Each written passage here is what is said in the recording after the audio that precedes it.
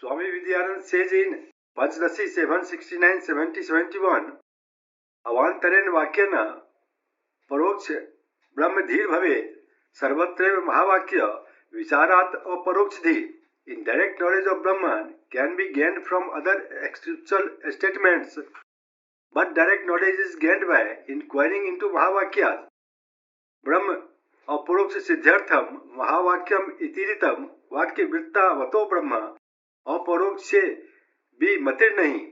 In Vakya-vritti it is said that the great sayings are intended to give direct knowledge of Brahman. There is no doubt about this fact. अवलंबन तया भांति यो अस्मत् प्रत्यय शब्द यो अंतःकरण स्वभिन्न बोध सो त्वम पदाभिध. This verse has been taken from Väkyavṛtti 44. In that thou art, thou denotes consciousness, that which shines at the object of idea, and the word I is consciousness expressing in the inner instruments. This is the direct meaning of thou, tvam or you. Verse 72 says, माया उपाधिर जगत योनि सर्वज्ञत्वादि लक्षण परोक्ष सबला सत्य आदि आत्मक तत् पदाभिध. This verse has been taken from Väkyavṛtti 45.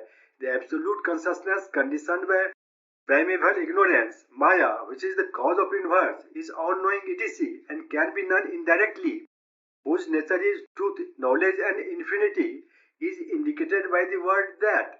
Verse 73 says, प्रत्यक परोक्षत एकस्य सद्वितीयत्व पूर्णता वृद्धेते यतः तस्मात् लक्षणा संप्रवर्तते.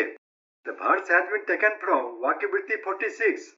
The qualities of immediate and direct, dual and absolute oneness for one and the same factor are contradictory. Hence the implied meaning has to be applied. In that thou art, that is Ishvara, and thou is individual Jiva, while Ishvara is indirectly apprehended and absolutely one, Jiva is directly none, and in multiplicity. They are contrary to each other. These apparent contradictions can be resolved by the process of partial elimination of conflicting attributes and retaining the common attributes. This process is known as Lakshan. Verse 24 से तत्त्वम अस्य आदि वाक्यसु लक्षणा भाग लक्षणा सो अयम इति आदि वाक्यस्थ पदयोरिव न पड़ा. This verse has been taken from Väkyavṛtti 48. In statements like तत्त्वम असि, the implied meaning by partial elimination is to be used, not others, as in the case of this is that Devdatta. The accept-reject method is called in Vedanta as bhag-tyag lakshan. In a statement like that thou art, only the logical rule of partial elimination is to be applied, as in the terms of that is this, not others. That is, in this is that Devdatta, we negate the attribute of time and place, both present and past, and consider only the person himself. Similarly, in the text that thou art, we negate the conflicting attributes such as the omniscience and limited knowledge, which characterizes Ishvara and Jiva respectively, and consider only the immutable consciousness. Verse 75 says, संसर्गो व विशिष्टो व वाक्यार्थी न अत्र सम्मत अखंडेकर सत्वेन वाक्यार्थी विदुषाम्मत. Also in Väkyavṛtti 38, the relation between the two substantives, thou and that, should not be taken as that of one qualifying the other or of mutual qualification, but of complete identity of absolute homogeneity. That is, the meaning of the expression according to the competent persons is what is thou is wholly and fully that, and which is that is wholly and fully thou. Both the terms indicate absolute homogeneous consciousness. In the expression that thou art, the relation between that and thou is not one of that qualifying thou, thou qualifying that, or is qualifying the other, such as blue lotus etc., but of complete identification, akhandaikar sattvam.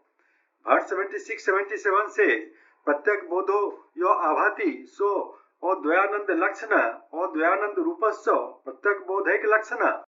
Also in Väkyavṛtti 39, what appears to be the individual conscious self is of the nature of non-dual bliss, and non-dual bliss is not other than individual conscious self. So, Brahman is self and self is Brahman.